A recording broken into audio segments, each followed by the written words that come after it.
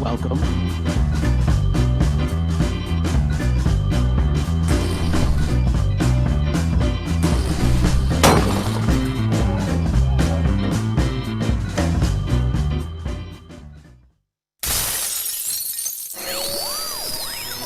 We intend to offend. We will offend.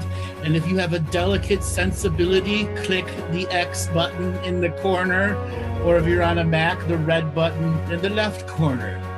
Monty, welcome to the show of offending people. Well, it never happened and I make shit up. So for the last couple of weeks, everyone that has asked for a reading, apparently you're all from Scotland, from Hurley in Scotland. You all live the same lives. It's very metaphysical, because we're all one. And I can't read the Akashic Records. I don't even have a card. Meow. Fucking video. God damn it. There's an opening. Welcome, everyone. No, Andrew Bartzis. Oh, you fucking ass. Oh, hello, everyone. Exactly. Welcome to our motherfucking comedy show. Hi-yo. I am joined by my motherfucking comicical guests, Monty Dean and Bruce MacLeod. Hey, what type of accent is that, Boyle? That's a pissed off accent that I'm not figuring out which one it is. Yeah. Change it as I go. Yeah, the Galactic historian is doing a world tour in one sentence. All right, everybody. If you are listening on some other channel like YouTube or Facebook or Twitter or Twitch and want to be a part of the comedy room, you got to be here, bitches. I say this every week, and every week I see, where's the link? Where's the link? The link is there, you instant gratifying motherfuckers. Anyways, Robert has the information up there. I'm not going to tell you how to get here. It is self-sufficient. Use your free will. Now, as a continuous reminder, this show is not for those who are asking for a reading. This show is not for galactic history. This show is not for asking questions about baby raping lizard wizards taking over the world. This is a comedy show. Now, if you want to laugh, join us. If you want to talk about baby raping lizard wizards, take the stick out of your ass and go somewhere else. This show is to take the piss out of the baby raping lizard wizards, because if we don't take the piss out of them, who will? Now, Monty and Bruce, we have given our boundaries about the baby raping lizard wizards. What today are we going to breach the topic of comedy and urinate all over the sacred cows? If not, stick a sword into a sacred cow so deep it comes out its other side. Well, I just want to address one thing with people. I get occasionally, oh, you didn't answer the chat in YouTube. Well, yeah, I'm not looking at the YouTube chat yet. Total wanker. I've mentioned it 8 times. We mentioned it here. Exactly. Like, do you watch it? I only look at the Zoom room chat. So not YouTube, not Facebook. I look at Facebook afterwards to see what you motherfuckers have been saying about us. Me too, afterwards, but not during the show. No, it's kind of hard because, and also there's the whole time delay thing. But right. And it's hard to go through 4 or 5 chat rooms and trying to figure out what's what. That's why we want you to come to Zoom and enjoy, so you could raise your hand and talk to us and interact with one chat room. Not 6. Yeah, we're our multidimensional beings experiencing ourselves subjectively, but we're not that fucking smart to have 6 different chats going at once. And look at that. We had a migration of 10 people come to the room. Excellent. Welcome, Facebookians and YouTubians. Join us. Here in Zoomlandia, you actually are mean something. In YouTubia land, in Facebookia, you don't mean anything to them. Here you mean something. Welcome to the fold.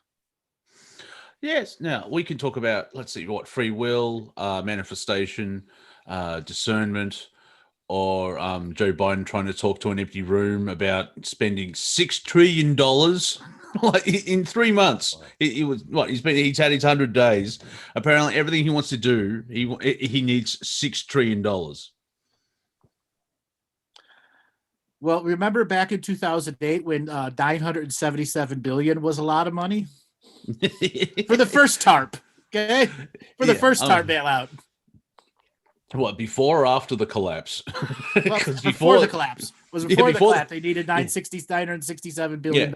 Yeah. Before the collapse, that was a lot of money. And then after the collapse, not so much or much more. Because after the collapse, they needed $2 trillion more. Yeah. And now it's like, Joe's basically, the previous administration is, throwing away money on blah, blah, blah, a cat and a squirrel can mate, blah, blah, blah. And by the way, can I have $6 trillion to save your money? Like, what? Well, that cat and squirrel need to have a baby shower. That's $1 trillion. Okay. Yeah.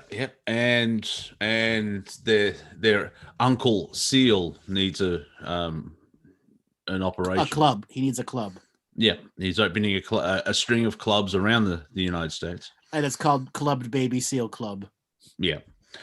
I actually said that. I said that joke. Yeah. Or first blubber, it's called the Blubber Club. Yeah. No, that's the offshoot gyms that they're going to open. I've said that joke to someone. First Seal walks into a club and they believed me.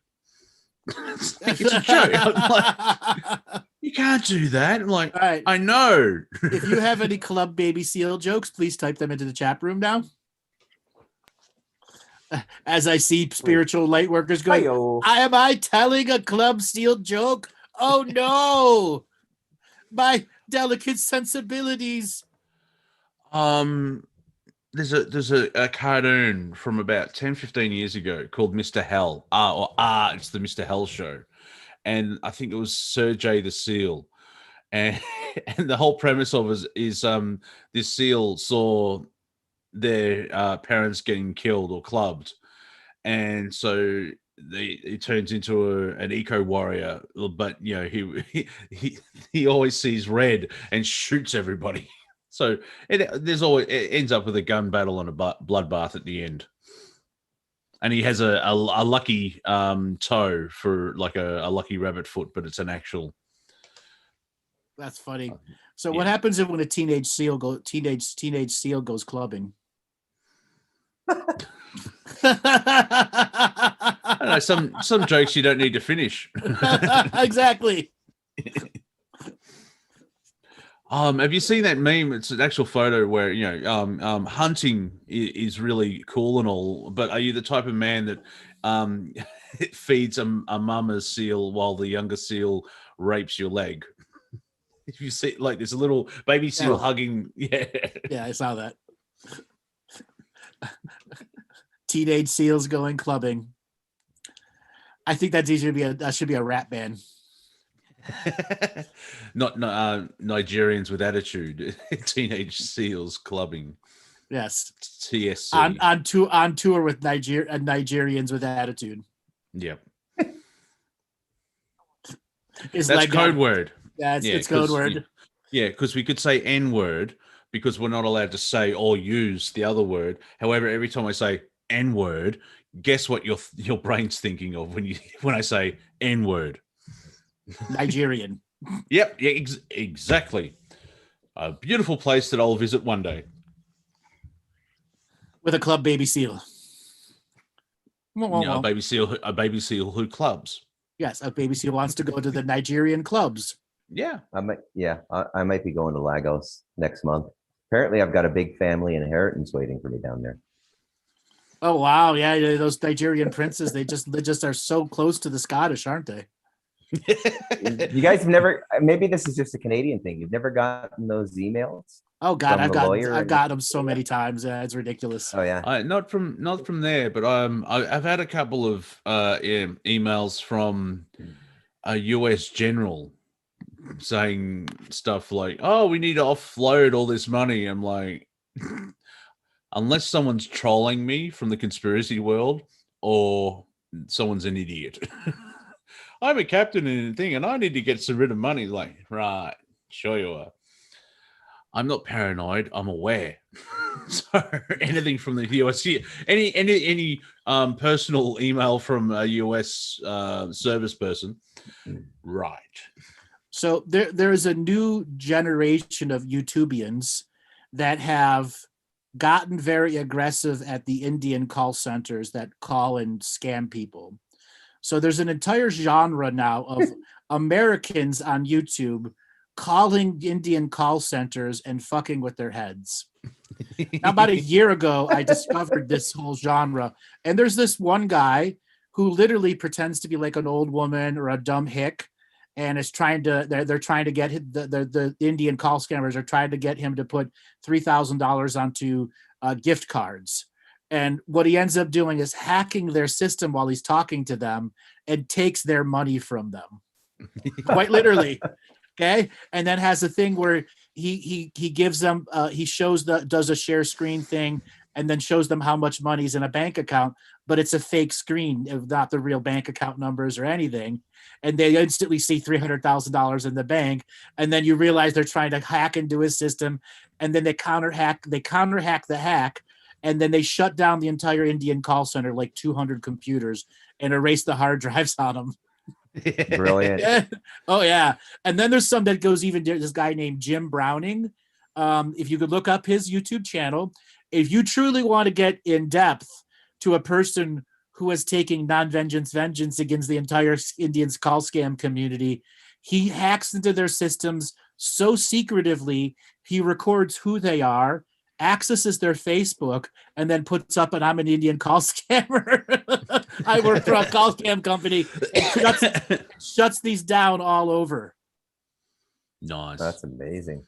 Yes. See, balance to the force. See, Right. it may be the end times. I like how that people say, "Oh, it's the end of the world." Well, kind of good, because this world sucks. Right. So The the guy that started this whole Indian call scammer fight back on YouTube channel was a guy that had his grandmother stolen $5,000 stolen from her by an Indian call scam. And this guy's from like West Virginia. I forgot what his name was. He doesn't really have an accent, but he was a former military guy, had military computer skills, and he's like, "I'm going to get these guys back, and I'm going to record it." And it started Graham. right, and it started in an entire genre of people trolling these entire Indian call scam groups. Yeah, well, it makes sense as well. Where you if everything we're tired of the perceptions of politics and war and medical tyranny and racism and sexism and everything else like that, and then you have pricks on the phone trying to scam money out of you. There's going to be even the Earth's probably going, yeah, all right, that's a bit too much, chaps. We need to sit. Fuck it, all right, Dave. Graham Gain's going to lose $5,000. However, you will become a god in online community because you're attacking these cunts. Right. So the irony is some of these high-level Indian call scam centers are supported by the government. And a variety of them have uncovered government funds to both be a legal support to the tech industry and an illegal scam to the industry at the same time. Which government? Sorry to interrupt. The Indian government. Okay, the Indian government, yeah. And in support with the police, everything. It's like some of the information that has come out. And there was this one guy that went over there trying to expose this stuff.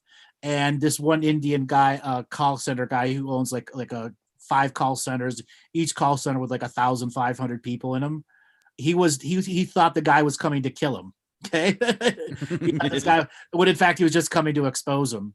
And there's a whole documentary video on it. You all might be interested in watching, and how terrorized some of these call center companies were because they know what data was stolen from their own computers. Okay. They know what was taken, that the proof there is unstoppably, holy shit.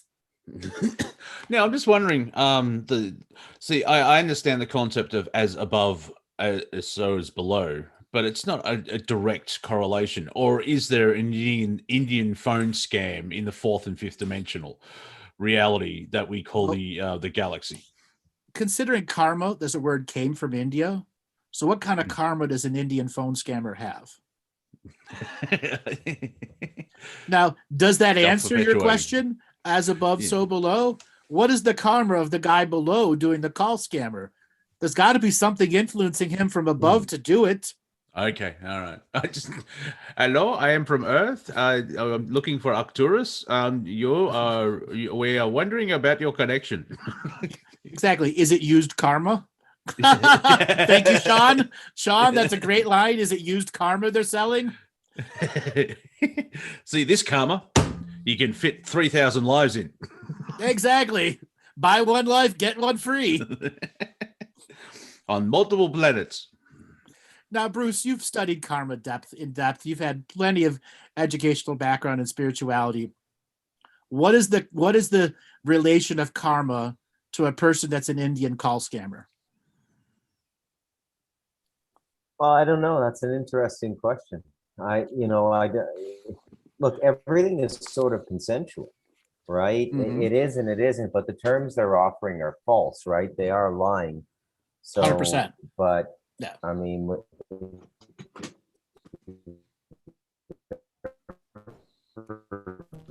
You're gonna have to turn off your video. You're gonna have to turn off your video, Bruce. Your call's dropping.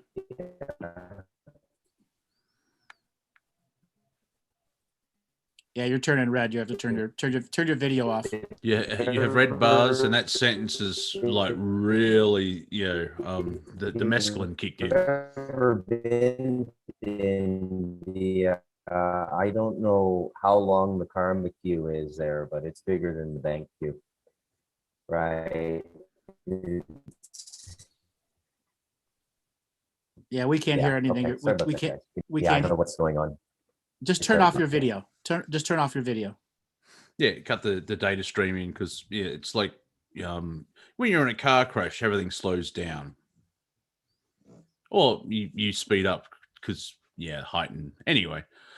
But one sentence I got from that was I think in the 4D in the astral, because the planet's been on hold for a while, there's a lot of souls who want to go through the galactic ascension machine, but it hasn't been a graduation for a long time. So all of creation's stuck on hold.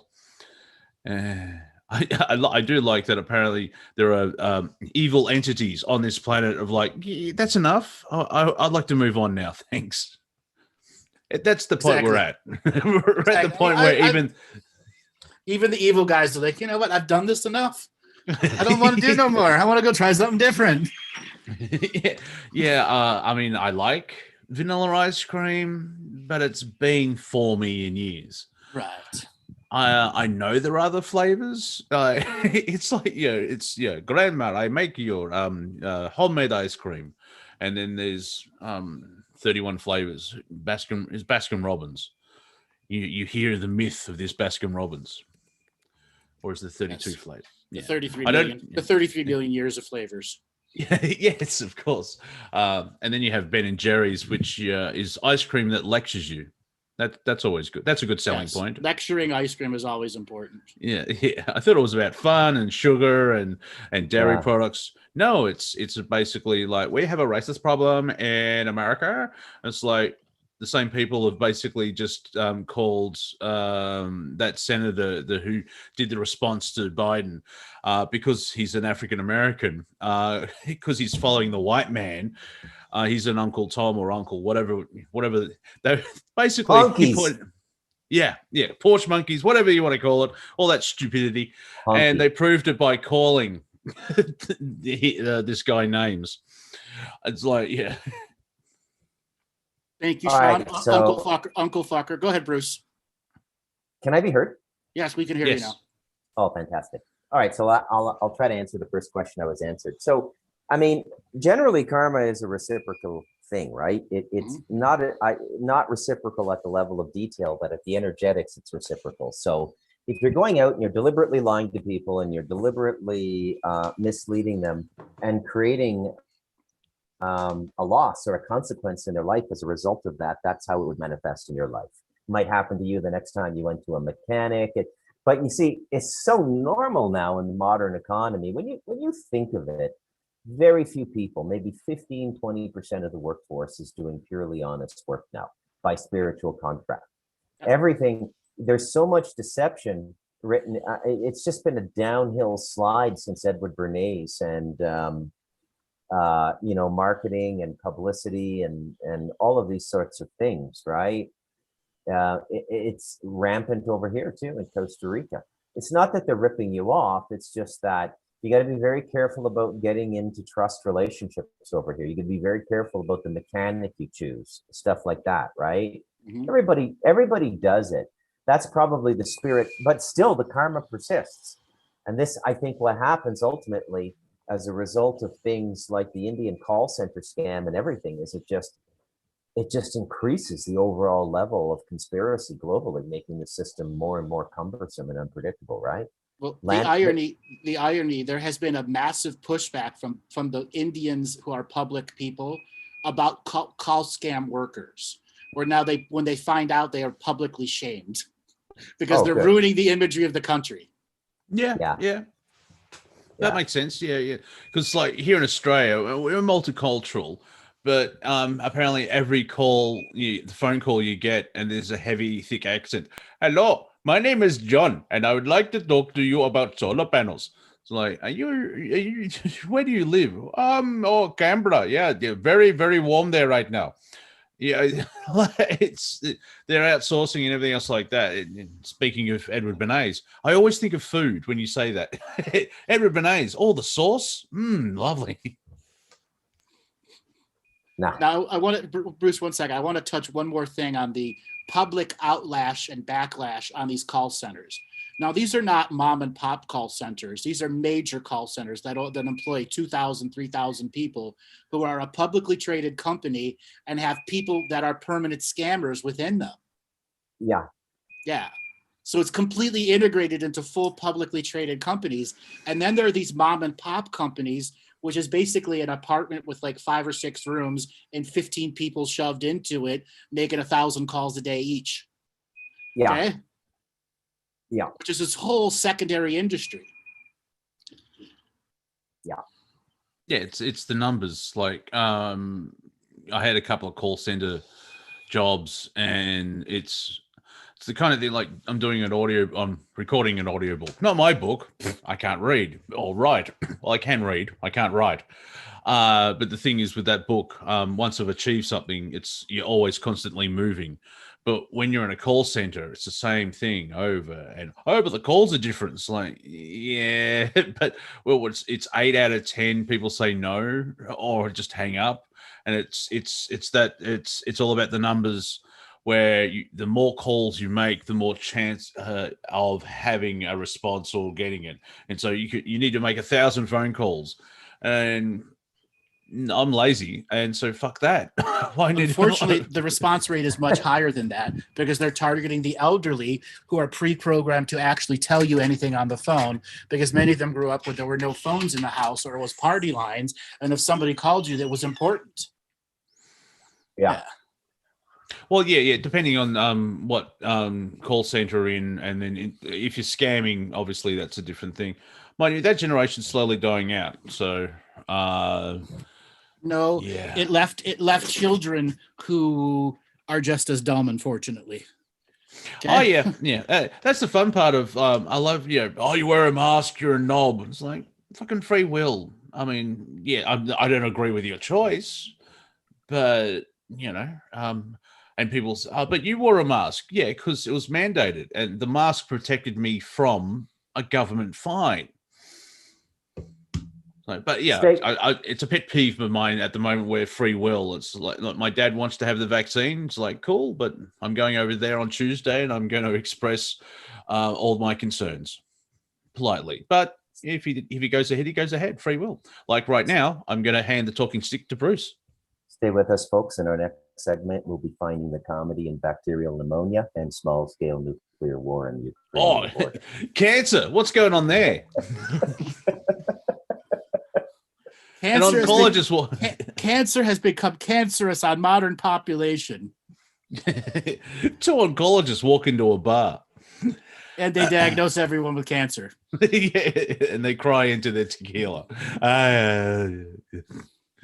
I did B17. I tried it. We can't get peach pips. The United States is very fascinating. Like with the the medicine that's banned and all the carcinogenic chemicals that are put in food. Like you put up Fruit Loops from the United Kingdom and the United States, and the one in the United States has 50 extra ingredients. Yeah. And isn't it just fruit and sugar? Yes. So you want to hear an interesting statistic? When we went on lockdown this time last year, the amount of phone calls that people were having dropped by 70%. Okay. Wow. The actual call scammers from India, because they ended up going on lockdown also and couldn't go into work and couldn't be in. The amount of robocalls, because at any given day, the call scammers are operating 80% of the phone lines. Jeez. Okay. Robocalls, et cetera. And then as people started at home, they started having these counter things that blast back at the phone number and reports it. And there was like a 70 or 80% reduction in robocalls. Well, here in Australia, there's a couple of robocalls, and it's either efficient / lazy, but it's in that robot voice, and it says there's two of them. Your tax account, your tax file number has whatever, blah blah blah. There'll be a warrant for your arrest issued in 45 minutes. And people may say the responders are dumb, but or if they're unaware, you put into that fight or flight mode, and so you press 1 and you're sent through to someone waiting for you to scam. Right. Another one is your IP address, and it's like, well, if I have an internet problem, shouldn't my internet provider call me? It's Right. kind of weird. Yeah. And the irony, the tax scam, they did it here in the United States and they did it in Canada. In the United States, they got over $200 million in like 6 months. And in Canada, they got over like $300 million in 4 months. Yeah. On the telephone tax scam. Yeah. Yeah. Canadians are nice. Oh, what's Yeah. that, E? No, You need some help there, E. No. They targeted the elderly population and they hacked the registry of elderly people. That's what they did. Oh yeah, I think Wow. someone's bought a list with my email on, because the amount of junk crap that I'm getting. I spend half a day just unsubscribing. Just like, I don't need this shit. It's like, fuck. Yeah, I've had the same email since '97. So I just put all my blocks in. But when I go to check the spam folder, there's thousands of emails in there, right? Like thousands. And the longer you have an email, the more spam you get, right? That's right. Because everywhere you go on the internet, they're so, and Facebook and things like this, they're tracking. I've had a Hotmail account since 97, 98, and I don't use it, but every day I clear out about 20 to 30 spam crap. I think maybe there's probably 2 email they're places using it. Yeah, it's like, oh, this is good, but I'm still like, I've had it for forever. I've got an email from the 20th century. So is Bruce. Even my mobile phone number I got in the 90s, and I've been with the same company ever since. So it's like 24 years. And in this day and age, having loyalty to a company is beyond platinum based golds type thing. It was like, you'd be amazed how the deals change when it's like, oh yeah, we see you run out of contract. I'm wondering if you get offered that. Well, if you just look where I started. Oh, geez. Do you want me to come over and give you a blowjob, sir? It's like, no, it's all right. It's all right. Just, I'll pay $5 a month. Thanks for that. Yes. And Bob put something in the chat room here about the types of things that you get, and then you get the ones that are obviously written in a foreign language and they use Google Translate, so all the verbs and pronouns are completely wrong. Or that classic one of I've hacked your system and you've been watching some naughty websites, and I won't release the information unless you give me, or you invest in my Bitcoin, blah blah blah. It's like, if this professional can't even spell check the message, like what it's, and if my camera's covered at all times, I think he's bullshitting. Yep, I think he's bullshitting, exactly. And I like when people say, did you get my email? Check your spam folder. Oh, fuck. All right, I'll come back to you in 3 weeks when I've gone through my folder of 10,000. Oh my God. I have to admit, I got one of those emails and I freaked out the first time I got it. Wait, should I have said that? No, it's fine. Remember when they tried to hack the router at the Seattle house? Yeah, that was fun. Right in Yeah, the middle yeah, of our yeah. show, everything Yeah. goes down. Yeah, and they hacked the router, not the system, guys. The router. That Yeah. tells you the level of sophistication where they're targeting your router. They don't give a shit about your computer anymore. Yeah. Level of Yeah. hacking now Yeah. is extremely sophisticated. They can get stuff midstream now if they understand the provisioning software. It's mind-boggling. So what's our favorite hacks of all time? My favorite hack for just sheer social amusement was the Sony Studios hack about 10 years ago. That killed me. That Yeah, was around funny. the time was that around the time of Everybody's the emails, interview? everybody's emails came out, Madonna, and it was just ridiculous. You know, do you remember that? Oh, I Or was remember. it- I remember when that. was- I'm trying to figure out what can top that. Ooh. There was Madison Addison or whatever the Ashley Madison. Yeah, Ashley Yeah. Madison. Yeah, that's close. Yeah, That's close. That's close because a lot of people discovered their partners were having affairs, type thing. So there's probably a little bit more than Sony. Mind you, Sony basically wanted Michael Jackson dead so they could get his collection of Right. music. So, yeah, Sony. Now, is this conspiracy theory nut jobs of I've got too much time on my hands and I've made shit up, or does Sony stand for Standard Oil New York? I don't know. I don't know. That's Yeah. an excellent question. See, I think yeah, it sounds Japanese. yeah, it's Sony. I don't think it's. That's what I mean. But this is the fun part of being. No, like Bruce and I. Bruce dabbles in the conspiracy world and then just laughs and walks out. I'm kind of stuck there, but it just the mind. It's is it the curiosity in whatever it is, and then the imagination fills it in. It's like Trump waves at someone with the left hand. So that means, of course, he's actually going to invade Cuba. That the jumps of faith, and it's like, really, it's like and it's kind of hard. I can see where the mad version of a conspiracy nut is, because it's like, well, a banana, at 3:05, and this happens, and then there's a clock tower and a banana, and of course, Satan is a marshmallow. I heard it through reverse speech. It happens, man. It happens. People, I don't know how people get that way, right? How they get so lost in a subject and they can never come out of it. Because I've gone pretty deep into a few subjects, but then you come. I think it's just the inability to acknowledge it, right? There's so many people now when you listen to podcasts and stuff, the main focus now seems to be people trying to talk out loud and convince themselves and everybody else of the obvious. Yeah, if you right? remember, It's like, what do we do? Because the thing is, once you determine that, it's not a conspiracy, they're actually doing this. What do you do then? I think that's what people don't want to face. It's easy for me because I've already done it. I built an earthbag house in the Talamanca Mountains. What are you going to do next? Yeah, I did it in 2014. What am I doing now? I'm telling you. I am.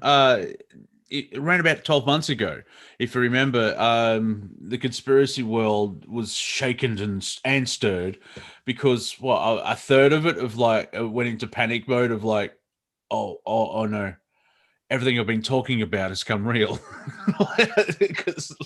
And then it was the same time in memes like, I need new conspiracy theories because my old ones came true.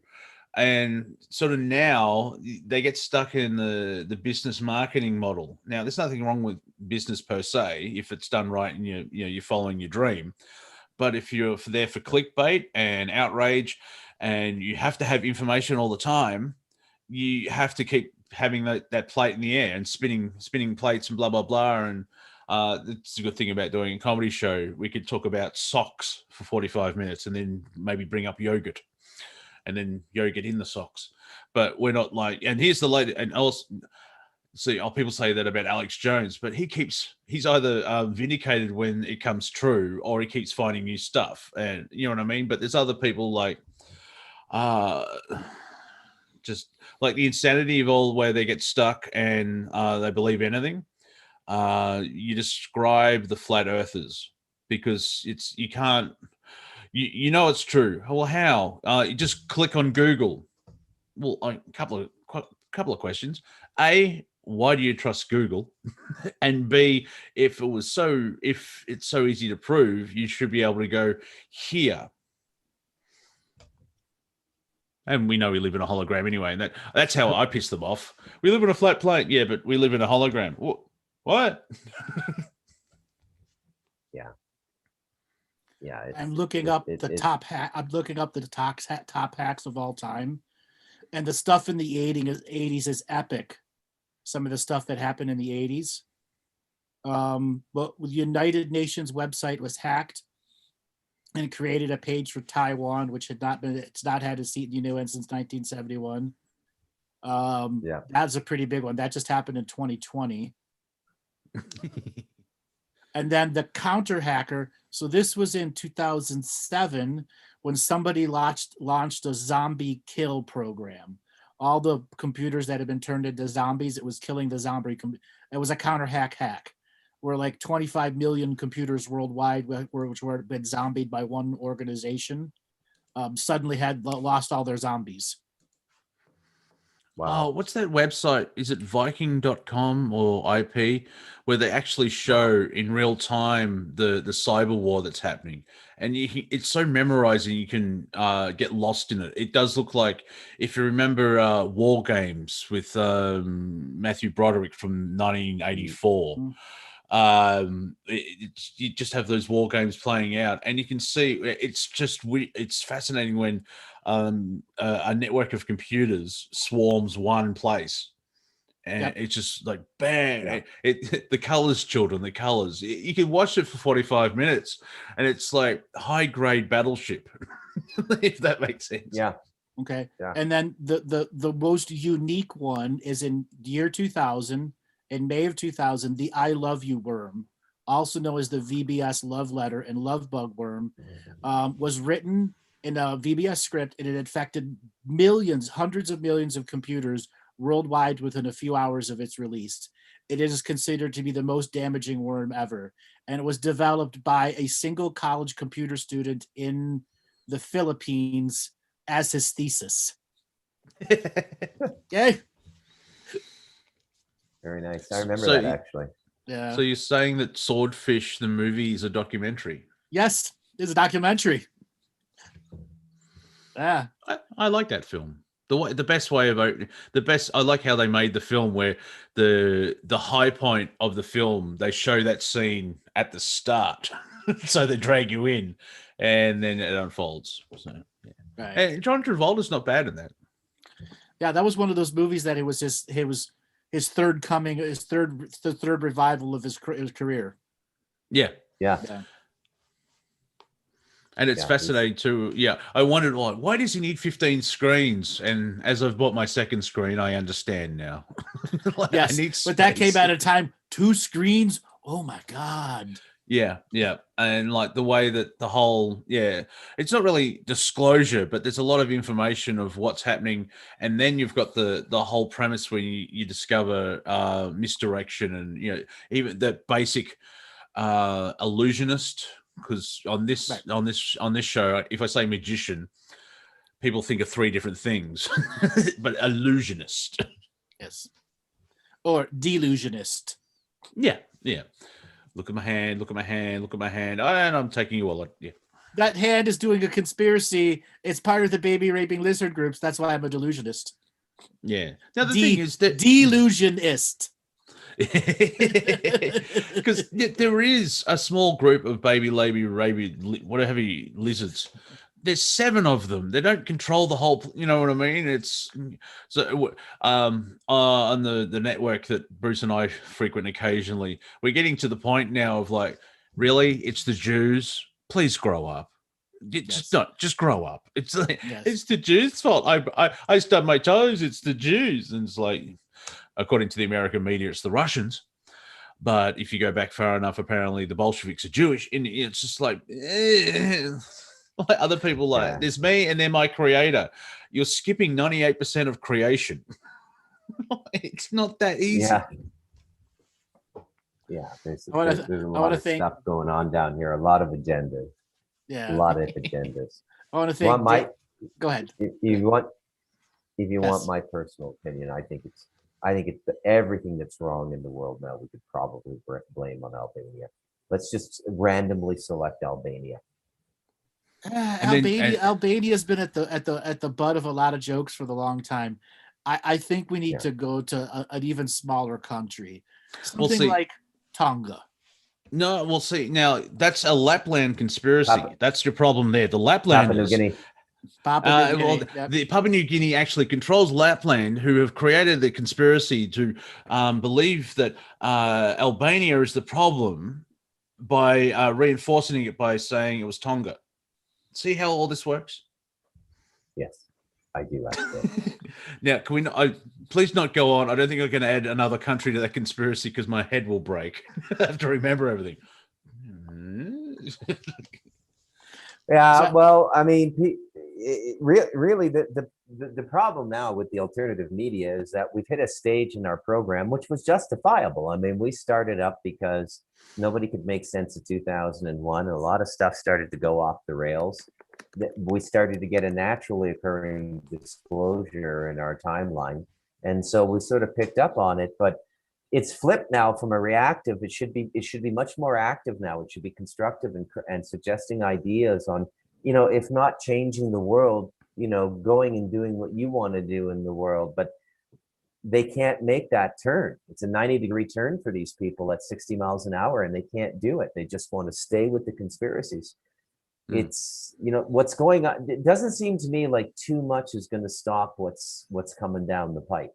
So now, nor do I think they can control how it's going to land. What Agenda 2030, a great reset, and all this stuff that's on the edges is going to look like as it actually permeates into all of the individual cultures and works with the principalities in each of those cultures. But, we're going into a period of change. And the more you're holding on to something, the harder this is going to be. And that doesn't matter what you're holding on to. It's just, this is a time where you just got to walk naked in the winter time. As a sci-fi fan, I know exactly what you're talking about. I had to let go of Star Trek, Star Wars, nearly Doctor Who. Like all my entertainment's been destroyed by bad storytelling and lecturing. It's like, what are you still talking about Star Wars? I've loved it for 38 years. It's beyond a religion. It's just a movie. We're still talking about it 40 years later. How can it just a movie? Go away. I really want to thank Alan for this quote. It's the Stockholm Syndrome of conspiracy theory. Can't let it go. And then the other one from further up, just 1 second here. It was about the delusionists, and Danny Sosa said the delusionati. And Sean corrected, the delusionist thinks he's an illusionist. So the delusionati and the delusionists are their own group of people who have a Stockholm syndrome to their conspiracy theory. Yeah, and most of us just want to meet someone to have sex with. And that's your illusion, not delusion. Yeah, I remember. Well, this is years ago. We were riffing on spiritual one-liners. Yes, the pickup liners. Yeah. And if anyone has a spirituality one-liner pickup line, please write it in the chat room now. Like, do you use Windex on your underwear? Because I can sure see my reflection in there. Yeah. Since we're all one, do you want to come home and masturbate? Yep. Oh my God. I don't know if spiritual bar, but it's interesting. People sometimes ask, why are you single? Well, let's see, I'm a metalhead comedian in the spirit and conspiracy world. My niche is extremely thin. It's not as thin as you think, though. Okay. Yeah. It's not as thin as you think. I forgot. I'm also a You're hermit, and that's a You're really over- big niche. You're over. Yeah. No, the hermitsy is a You're big overthinking it, niche. Monty. Right. You are you are attractive to a wide variety of people who are in similar situations to you. Yeah, that I forgot hermit. Hermit now it makes sense. Right. It's just we're hermits. We only meet up once every 10 years and talk about our caves. But you don't actually meet up. You do it online. And we don't have caves. What, you want to smash all the illusion? Exactly. Yeah, you don't have a cave. You're not a real hermit. Fuck off, Dave. Purist. You're a legacy hermit. Oh, yeah. It's your legacy and birthright. No, it's fucking not. It's an experience just after birth. But right now, like, everything's cyclical. Yeah, and I like the idea of technology. Technology's a tool, like you. But yeah, it's... Why not have a refrigerator? Ha ha ha ha. Monty actually got out today in the hermit crab. I don't take my house with me. How dare you, sir? Backwards compatible hermit. Thank you, Sean. We need Bruce. We need to write a high level technical guide to hermitsy. Yeah. Yeah, that would be, yeah. I think we could make a billion. We could make $1 billion in sales on it if we did the right images. Are you a hermit? The big book of hermits. Yes. How to properly live as a hermit. Yeah. How to spot a hermit. Yeah. It's like No, bird watching, hermit watching. Yeah. Hermits for dummies. Hermitsy for dummies. Yeah. Yeah. How to be a successful best line ever about being a hermit or a social hermit is, I think the best line I've ever heard is a Charles Bukowski line, the American writer. And it was in the only film he ever had made, Barfly with Mickey Rourke. And Faye Dunaway asks him, do you hate people? He says, no, I don't hate anybody. I just seem to feel better when they're not around. I don't know if I came up with the line or I heard it somewhere and it just came out subconsciously, but my one is like, you should go outside. I'm not going outside. It's all people-y out there. It's all people-y out there. Exactly. Yeah. Instead, like an agoraphobic. Yeah, and to meet the one, you have to go meet people. You can see the dilemma I'm in. Right. I only want to meet one of them. Yeah, universe, it better be the one, or I'm staying inside another 10 years. I'm taking the universe to court. Not fulfillment of product. Look, I was told I would find my one, and I've tried it once 10 years ago. This product sucks. I want my money back. You're overthinking it, Monty. Yeah. She can't hurt you anymore, Monty. Maybe I want to be hurt, Bruce. Maybe I want to. I just like the idea of a court. I just like the idea of a courtroom where, Your Honor, the reality is blocking the question. The universe, all it is and was and will be, is on the stand and being cross. That just makes me giggle. Imagine the universe's defense lawyer asking him questions. So, universe, did you provide any other opportunities for said individual? In fact, yes, I did. In 1908, in 1744, in 1999, 2000, Objection, he was objection, Your Honor. particularly ignorant. Objection, Your Honor. We're only talking about this lifetime, not the other multiple lifetimes.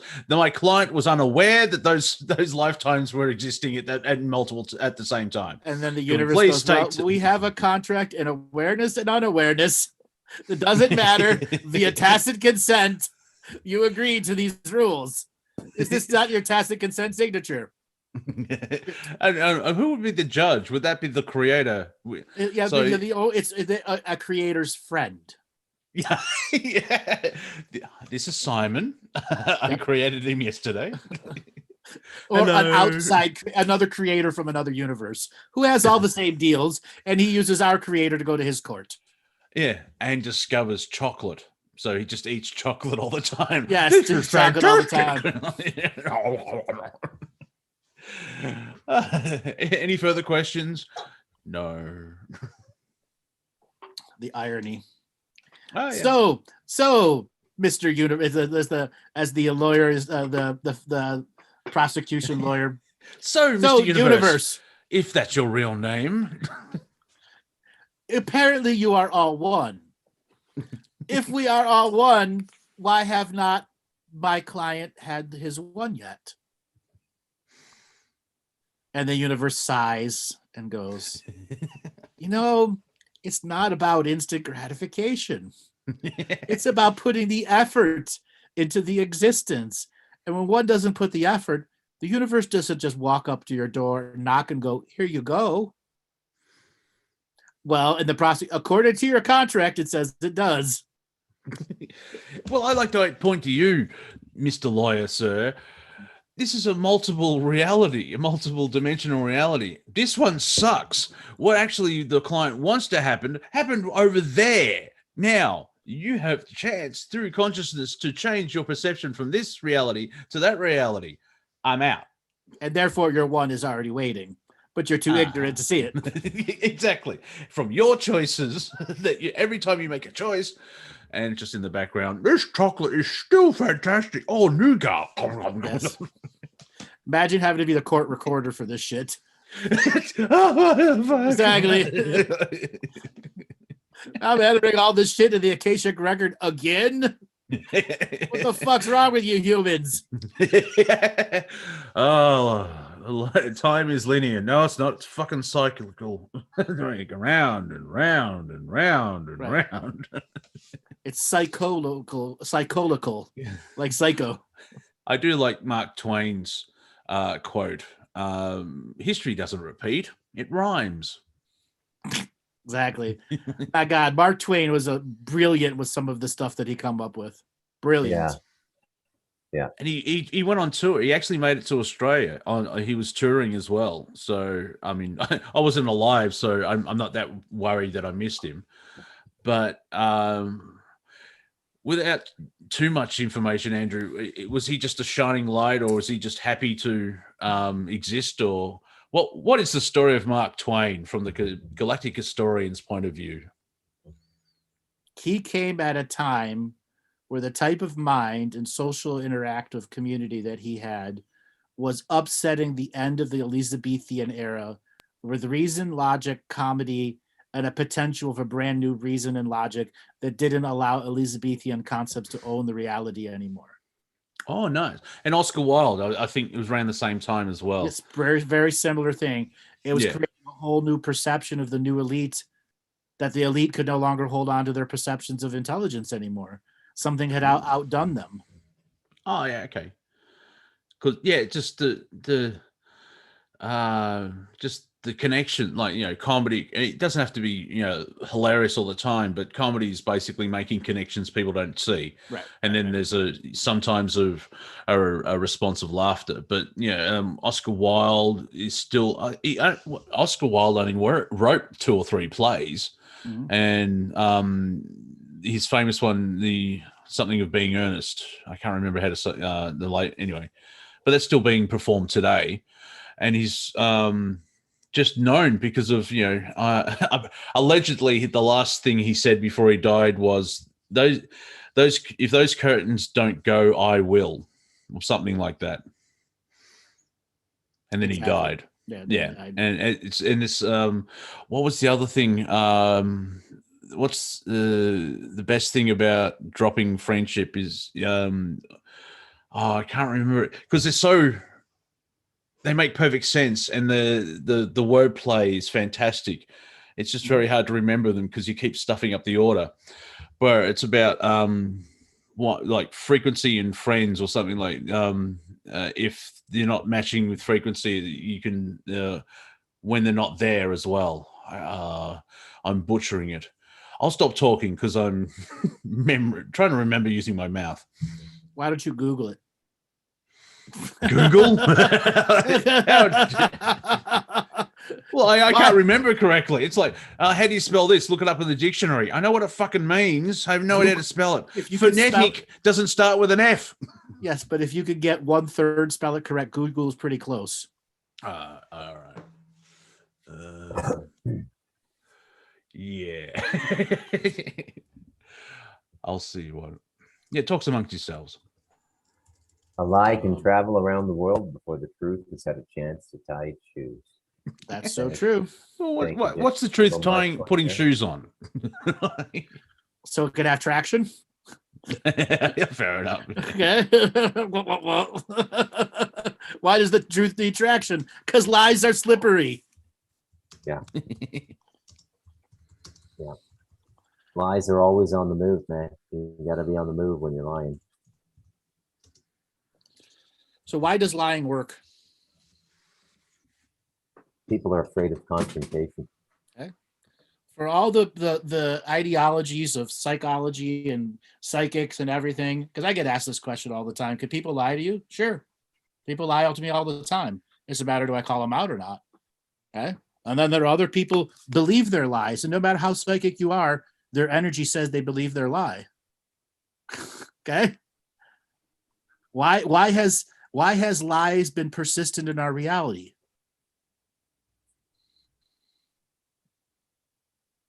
Well, I think it's more a question of an absence of truth, and you got to put something in the bucket. So how do you know what's in the bucket, though? it. How do you know if anything is actually in the bucket? Everything goes in the bucket. Everything we think we know, everything we don't know but say we know, everything goes in the bucket. The bucket. Let's say the bucket's the global narrative here. Okay. Right. And yeah, people would just rather speak than be quiet. And if you don't have anything true to say, everything you say is going to be in some way, shape, or form a lie. Most people now are pathological liars, and it's completely socially acceptable. Yep. So I've seen this in several cultures now, right? So China, when I lived in Taiwan for 2 years, they have a very special way of lying. Costa Ricans and Central Americans do as well. It's not that they lie. So let me tell you one thing in this culture. People don't like to say no. And they don't like to say, I don't know. So if you pull over on a 2-lane road with an 80-kilometer-an-hour speed limit, and you're kind of lost along the beach in Punta Arenas, and you pull over and you go into a store and you ask for directions, they'll give you directions and you'll think you just met the guy who wrote the map. And you start to follow the directions. This guy didn't know what he was talking about. It happens all the time, right? They would rather say something than nothing, right? And then when you're an immigrant, when you leave your country and you live in a culture you weren't born in as an adult, not traveling with your dad if he's in the military or the state service, but or your mom, then you have a clearer reflection on your birth culture. You start to see a lot of the bullshit as the programs from my birth culture being Canada fade away. And what I can report is everybody lies, and most people don't even know they're lying. Right. So if you go through imagine what it's like to go through training at a decent size stock brokerage on Wall Street. Mm-hmm. They're not going to actually have a class called How to Lie, but everything that they're teaching you is basically how to sell. Yeah, which is lying. Yeah.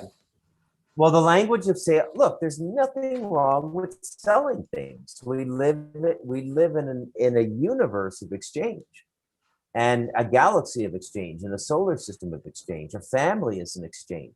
There's nothing wrong with exchanging, but the problem is the language of sales has been so corrupted. Yeah, I'm looking for a car. I actually needed a car. Why did you lie to me and sell me this piece of shit? I would have bought, I would have spent a little bit more and bought this, but it's so epidemic now. It's unbelievable. And, it's getting to the point now where you can't get people to be held to their world and their word in a business deal unless you're part of some criminal organization now, because the courts don't work. The guns, right? The guns, so, contract killers still do. Yeah. Absolutely. It's the oldest method I think there is for contract enforcement. But exactly. So I try to keep my word in everything I do, and everything I say. especially the bigger the thing, the more important, right? The little things like, you coming to bed 30 minutes. In my head, when I say that out loud to my wife, I know I'm going to finish this episode of whatever. It's actually going to be 90 minutes, but I say 30 minutes, right? We all do that. We all do that one. I just need 15 more minutes and you just started the episode. Yeah. Yeah. Okay. I just want to finish this film, and it's Lord of the Rings, the extended edition. Right. Yeah. I'm halfway through. Yeah. Okay. It's a 4-hour movie. Well, it's a 12-hour trilogy. Yeah. So lying is like breathing now for most of the first world nations and stuff. Look at our foreign policy. This is, go back to the conspiracy stuff. If there is no conspiracy, the world's always operated this way. The only thing that's changing now is Canadians and Americans are being forced to grow up and accept a much higher level of corruption in their societies than they ever knew anything about. Big deal. I mean, Brazil throws former presidents in jail every 3 or 4 years. This is a normal. About every 3 or 4 months now. Every 3 or 4 months. Yeah. There you go.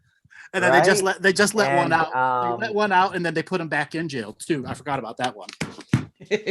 Yeah, people lie. They had a big revolution in France. Apparently, people got their heads cut off.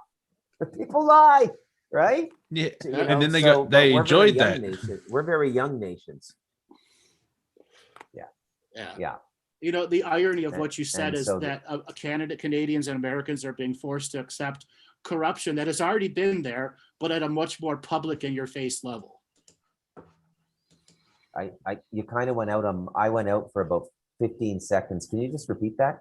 What you were saying before, I very much agree with it. Canadians and Americans are being forced to accept public corruption that had already been there, just been hidden, and now they're forced to accept corruption at a public scale. Yeah, it's been reported on, and no one seems to care. Mm-hmm. Yeah. And so let's tackle some of the big lies that are firing up public movements. Okay. Mm-hmm. So I don't know what's firing up the left. What's firing up Antifa? What's firing up the militant wings of the left? Black Lives Matter.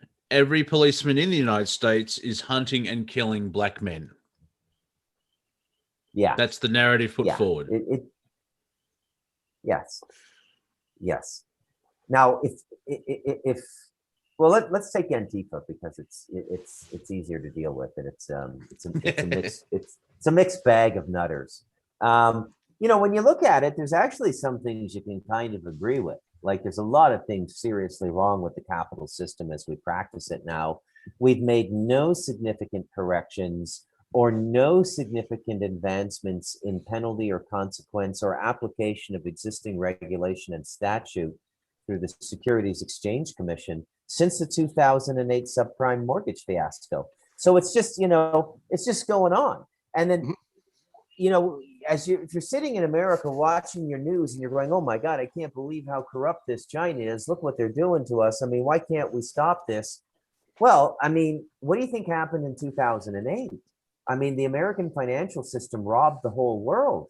That was a robbery. People lost wealth, okay? That wealth went somewhere. You think Chinese intelligence, just because we can't openly agree on it in Western society, we grapple with it in the alternative media, doesn't mean every single intelligence agency in the world has not figured it out. They knew it before the US knew it publicly, right? These aren't AAA bonds, and yet that's fraud. How is that any different than printing currency in your basement?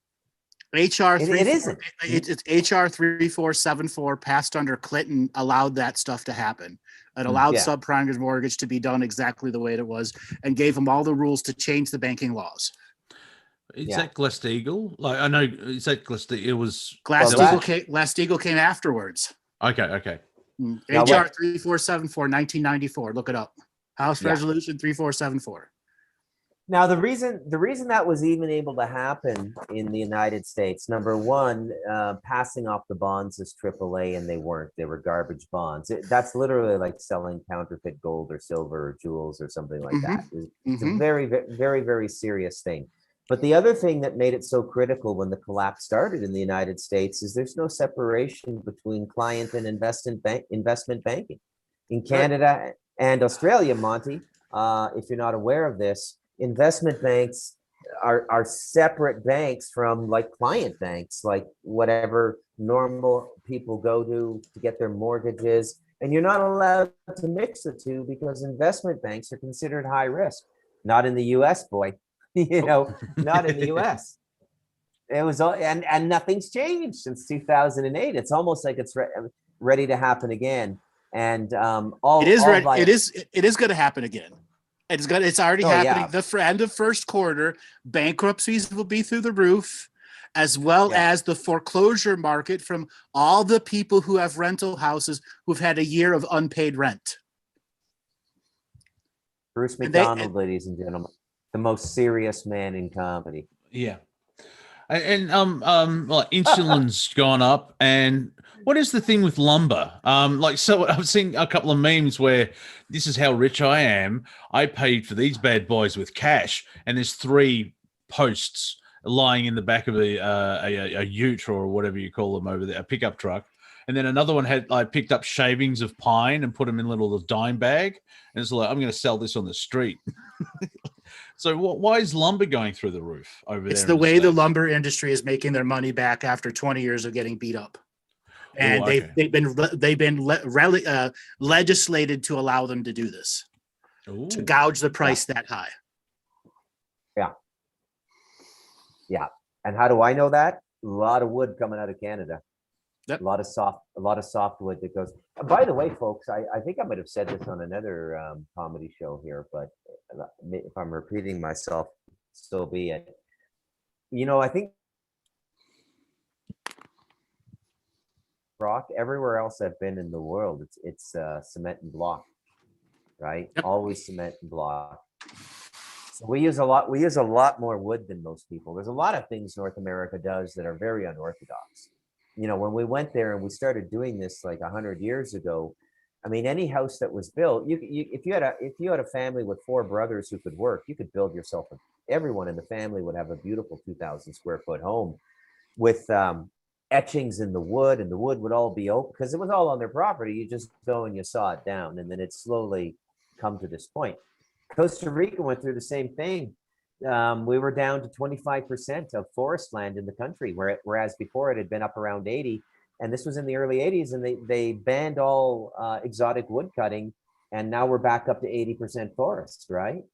So, but there was some, people. My father-in-law raised 11 kids, cutting down cocobolo, manu, and Manu Negra, and all of these like hardwood, and a Central American hardwood, folks. It makes oak look like styrofoam. Hardwood over here it's almost like nature's steel. I can't even explain the hardwoods in the tropics. Robert knows what I'm talking about over there in Colombia, I'm sure. But you got hardwood. I'd love to see a karate master smash his fist through 3 inches of manu. No way, he's going to the hospital, man. Just the eucalyptus is pretty amazing down here. Something to do with the weather or what? I'm not sure. Yeah. So the wood thing, but what's actually going on there, Monty, I think if I can expand on what you're saying a little bit, I can't remember if it was Andrew who brought up the wood, but what they're doing now, so they're getting you primed for collective living, right? Forget about isms. It's not going to be socialism. It's not going to be communism. It's going to be something new, but the worst parts of all of them put together into one thing. Like, you're still going to have the burden of taxes because it's going to be a free market, despite the fact that it's completely social. It's socialism run through central banking. It is the absolute worst possible combination of all the trials and errors of the 20th century. This is their solution for us in the 21st century. It's like failing upwards, man. But the only thing in our favor this time is people are catching on. So the wood is part of increasing land prices and the availability of land you can work on. And what they're making it incredibly difficult to even build your own home now, right? So this is part of the problem. They've amended the building codes. And in Canada, what we're getting ready to drop is Canada's going to sign. A lot of people on this call, and a lot of listeners may not like to hear this, but I'm gonna wade into this. Canada is on the verge of signing the United Nations Declaration on the Rights of Indigenous Persons. Now, before you say that's a good thing, please go and read it. Actually read it from the beginning to the end, okay? Because the United Nations wants all developed nations to give all the land back to the natives, which is, look, I am the last guy in the world who would give you any kind of a fight on the idea that we need a renegotiation with North American natives, and they certainly need a lot more of the land and incentive to develop it for organic food growing for general population and stuff like that. We owe the natives a lot, but what they're doing in their system is they're going to use the native as the new kind of like top tier person. Well, they're going to be the top of the straw man system. And if the natives don't have good leadership who can see through this, they're going to end up in a worse situation. It's already going on here in Costa Rica. They signed it's called UNDRIP, by the way, UNDRIP, United Nations Declaration for the Rights of Indigenous Persons. Costa Rica signed it about 7 years ago. The natives here immediately took them to court at the United Nations, won, and there were thousands of farmers in the province of Punta Arenas displaced. It's now resulted in deadly armed standoffs between displaced natives and displaced farmers, 3 generations of Costa Rican farmers and natives, right? And then the natives, what they're doing with all the land rights now, they're not taking care of the land. They're going back to commercial wood cutting to take down the forests. Like nobody's being what they're supposed to be anymore. White people aren't being white people. Natives aren't being native. Oh, let's give the land back to the natives. They'll take care of it. Like fuck, they'll strip mine it. They'll have the gold cap teeth. Well, they'll have the gold rims. The gold rims on a big 8-cylinder Hummer. They will totally pimp it out like Compton Gangster. There is one constant. There is one constant. The United Nations is still the United Nations. Now, this organization, in their infinite wisdom, has China is on the what is it? The seat or the Commission on Human Rights, and they've just announced that China Saudi Arabia and Iran are on the Women's Council or something. It's the complete opposite of Saudi Arabia and women's issues, or the support of women, doesn't really make sense because the way that they actually treat women in that country. And and there's not a woman on that commission or whatever it is. They're all men. So the UN, which is fascinating when you see the peacekeepers, because they're called the UN, and then you have the Americans that have US. So it's the UN and the us. Now we just need the enemy to paint them on their trucks, and it makes everything easier. Yeah. So Un army, us army, them army. Yeah, it's good for the economy. What have you noticed as well? Have you noticed as well that a lot of people are like, what we need now? Yeah, they look at the millennials and all this, like, yeah, we need another Vietnam. These people it just. You got to the point where Bill Maher is actually making fun of right? This generation. He's made a comeback with me since Trump got out of office. He's actually hitting all the issues I'm thinking about, and he's just nailing them. And there was a lot of really good talent that was lost to the Trump derangement syndrome. Like they just couldn't focus. They hated this guy so much, right? Right. Yeah. And now, the addiction's still there. I want to say something about Bill Maher. So he went off before the election, and he didn't come back until the second week in January. So before he went off, you clearly see him made the transition to I'm starting to attack the left. Like his last 6 or 7 episodes before he went off air, he began actively. He had passively gone after the left before, but had been actively going after the left and the craziness within it and doing something. And when he came back, the whole Trump, the whole thing, he got his ratings on that. But he like right now, he's hammering it on the left, hammering them. Yeah. But he distilled it down to one sentence. Your ideas are stupid. Right. Yeah. 1,414 to get my solar approved. Okay. Oh, that was a brilliant bit he did where he kept giving updates on a little pool could be in his backyard. what was it, over 3 years dealing with the permit people to get Yep. solar? Oh my God. The Welcome hut to was already California. made. All he needed to do was the permit to connect it. That was it. Yeah. My brothers-in-law can cut the wood, plane it, square the posts, and build a house in a month. You know, the whole thing. It's just absolutely ridiculous. Canada. And you know, for those of you who don't know, if you're an American and you haven't spent a lot of time in or studying Canada, California is your Canada model. That is your California and Vermont are your two Canada provinces. Okay, your two Canada states. That's but not even that's even only about 70% of how ridiculous everything is in Canada now. You know, to get permits for anything, and what happens is it builds a huge black market. People just build their back decks, they build their cabins or their tool sheds in the backyard, and they just hope they don't get caught. Right? Good time to be a corrupt building inspector right now, folks. Could be $500,000 a year. It's a similar thing here in Australia, where we've been living in this country for over 200 years. You think you think that we'd actually know how to build a house for our weather conditions, and let's build like the Canadians, which doesn't make sense because we don't have 9 months of snow. We have, if you've ever had an Australian summer, it's unique. People walking around in 35 degrees Celsius. Oh, it's a bit warm. People from England are like, help me. And then we have the cold. I don't understand, the whole globalism where you can't self-sustain. You have to be dependent on others. We've got trams and trains from China and France, and the French build beautiful trams for France, but in Australia they freak out because it's a completely different environment, and so Australian built for Australian standards, which is pretty intense. Let's be fair, considering all those things trying to kill those trains. Yep. And even the things that can't kill you, they want to. They want to. Exactly.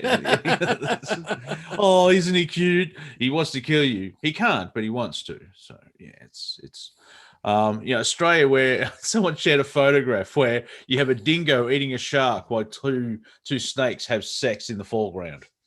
That's Australia. That's Australia. It's so funny. I've said it before. Racist in this country is completely stupid. Oh, we're full of what? Space?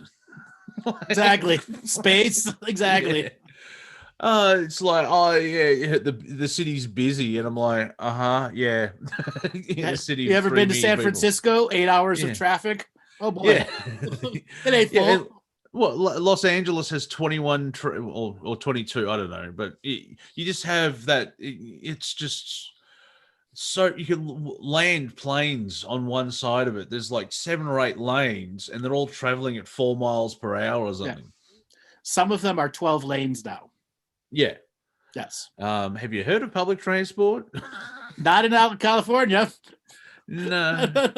They killed that a long time ago. So everyone would buy cars. Oh, that's at a footy match. I feel violated now. But yes, there's no need for racism. That's the thing. We're all one race. So I'm kind of hoping, humanity realizes, they listen to a alien report, and there's aliens, and all of a sudden our petty little squabbles will hopefully disappear, and then take it a generation, and we'll go back to it. Yeah. So let me this whole thing of race just absolutely fascinates me, right? So for those of you who've been tuning in for, since I've been coming on here, you may remember that I have this abaca farm. Abaca is a male banana plant that produces no fruit, but the trunk has a fiber. It can be reduced to a fiber through a defortification machine that's very useful in a lot of things. It's right up there with hemp. And so I have 6 Nicaraguans living on my family land up here, which is about 100 hectares, and we have a separate house for them and everything. And they've been interacting with us for 3 or 4 months, and then I talked to my wife and my wife's sisters, and I'm just like, man, you people are racist. Like, it's unbelievable. Then I talk to the Nicaraguans, and I'm going, man, you people are racist. It's unbelievable. And they're so similar, the Costa Ricans and Nicaraguans, right? And but they have so much to say about each other. I never saw this side of my wife or her family before. And I said, why don't you say racist stuff about me? She said, hey, we do all the time. You're just never there. You are a white devil. White But it's Diablo. just like, oh no, the things that are just, it's just amazing. So the biggest thing, so and then it breaks into the families. So the wives of the Nicaraguan abaca cutters, they all came with their wives, and there's 2 children, and one of the women is pregnant now. And the wives don't get along. They're fighting all the time, right? So it's just insane. And then you get the Costa Rican commentary on the Nicaraguan relationship. It's just unbelievable, man. And, I don't know how this idea of racism came into people's minds, okay? I mean, I don't have a racist bone in my body, but honestly, the first thing I notice when I meet someone is their race, is their physicality, before they speak, before anything.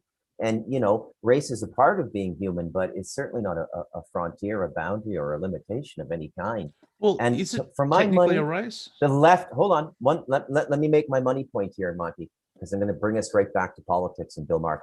For my money, the left is actually, whether they realize it or not, going back to Andrew's question about the Indian call center karma, the karma the left is creating now with this they're actually creating, they think they can control this fire, but in the blink of an eye, it's going to take out 100 hectares of forest land.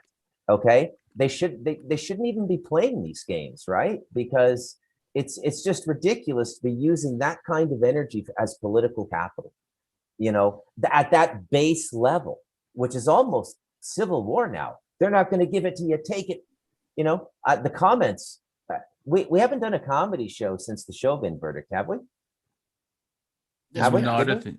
Oh, I yeah. think I do remember talking about it, but I mean, some of the stuff Maxine Waters said, honestly, as objectively as I can be, that is, at the very least, disturbance of the public,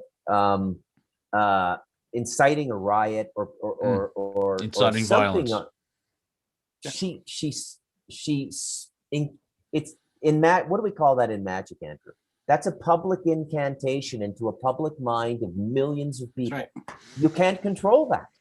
Right. And she's It's no got the different- authority to do it. It's no And different than what Trump did. Mhm. No different than what He Trump did it too. Yeah. And Well, he Trump did it too. better. Yeah. He hit it So behind. Yeah, number go there one, and- number one race riot instigator. I'm number one. No one can do it better than me. Because when I first saw it, I didn't see it, but I didn't see all of it. And he ends it like maybe it's his trump card. Oh, do it peacefully, but after 20 minutes of kill, but I mean metaphorically, the energy's already out there. But as Stephen Crowder said, look, it's who's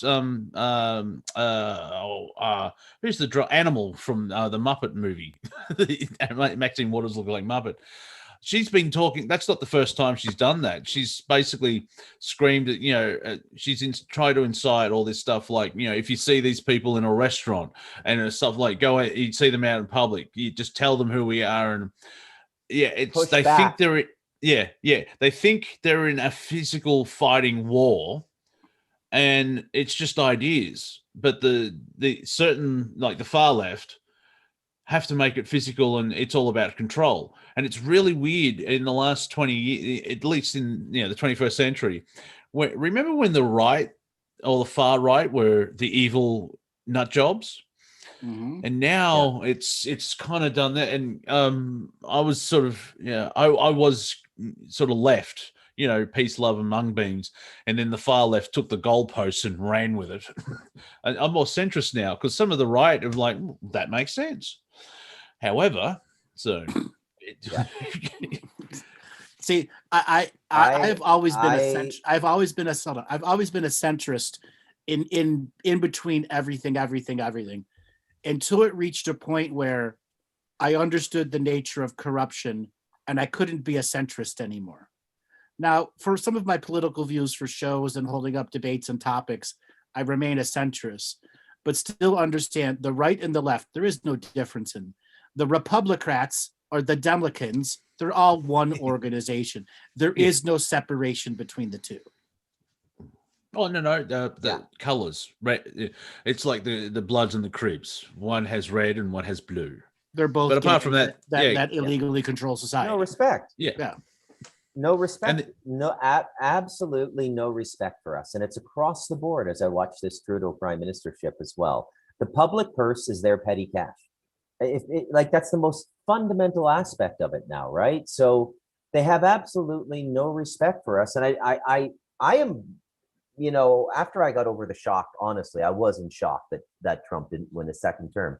But after I got over that and I started to think, I would love to see the moment, and I don't know how much longer they can hold it off, where everybody joins in the center and says, well, they told us you did this. Well, they told us you did this.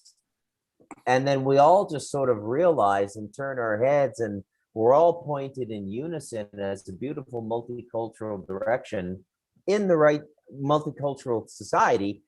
Our attention is on the right obstacle that's preventing us from creating a better world for ourselves and our children, our grandchildren, right? I think it's possible. People think I'm an optimist that it's going to go helter-skelter. I think that's nonsense. I think that's just gasoline being poured by the mainstream media, right? Well, like I say, if the media is the problem. If rioting doesn't spread from city to city, you don't have a problem. Go back to the 2007 British riots that went from Lancashire to Manchester to London to Surrey. It was getting scary, and it was going 6, 7. Oh, another city's rioting, and that was scary. And if the race problem and the race hatred existed, that some of the white extremists and black extremists are saying really existed, cities would be on fire now, man. It's not. So there's your evidence. Yeah, and that's the kind of problem. There are people saying that the United States system, whatever it is built to hate the black man because it was created by the white man. And it's like Chuck D from Public Enemy leans towards that. And I'm like, that doesn't resonate with me, mainly because he's a multimillionaire. Because, so if it's racist, how did he be, if they're going to go to the nth degree, why can't we? Like LeBron James, the king. I'm like, well, it's a democracy, Mr. James, so stick that up your bum. He's complaining that blacks can't get anywhere. They're always in poverty. He's a multi-millionaire because he plays basketball and has never been arrested. So what is he talking about? And also, it's just not, at the moment, they're focusing on the black. We get into statistics and blah, blah, blah.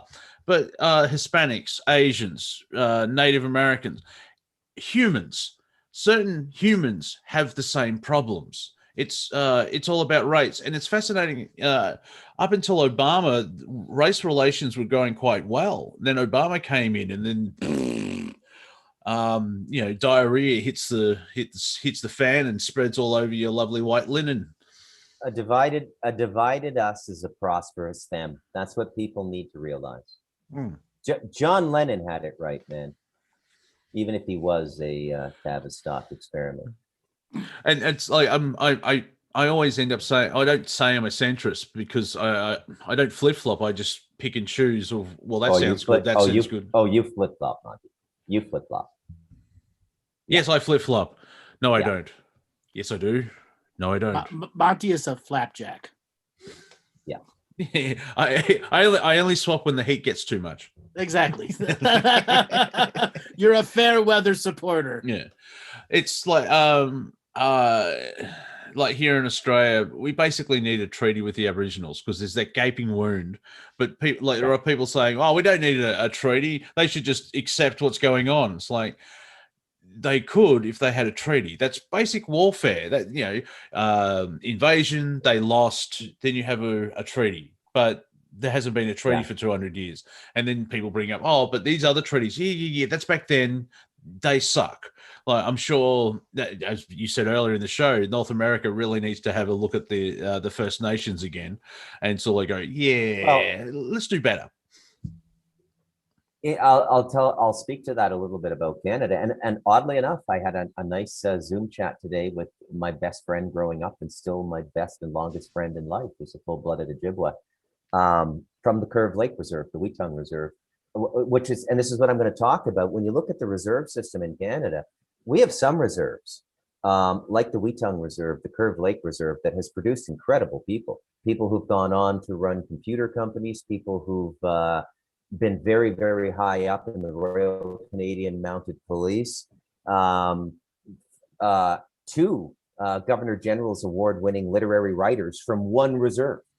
Can you expand on the Governor? If you expand on the Governor General for non-Commonwealth, it's like the Pulitzer Prize for literature in Canada.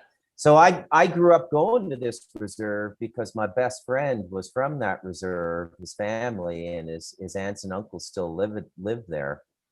And his mother entered into a mixed marriage with a Mohawk. And they left that particular reserve because the Ojibwas didn't want a Mohawk on that reserve. There you go into those little races. They have them too, okay? So in the 60s, they didn't want Phil to move on to this reserve. Yeah, they didn't want Phil on the reserve because he was Mohawk. So he left. And then you have other reserves in Manitoba and Canada where they have their dogs that they keep as pets, don't get fed anymore. They become a feral pack that 3 years later mauls 2 or 3 children to death, and it's national news. It's just like, I call those bad spirit reserves. But, you know, something is coming now that I've mentioned, the UNDRIP, the United Nations Declaration on the Rights of Indigenous People. This is part of the Great Reset Agenda 2020. They're going to usurp land by giving it back.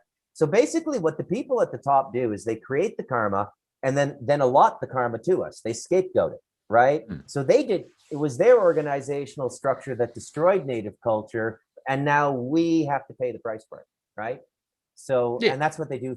That's what they do throughout. And Americans especially should be listening to what I'm saying right now, because that's why everyone in the world wants to kill you. Because the stuff America's done in the last 30 years and it's the only country that's really been doing that kind of stuff.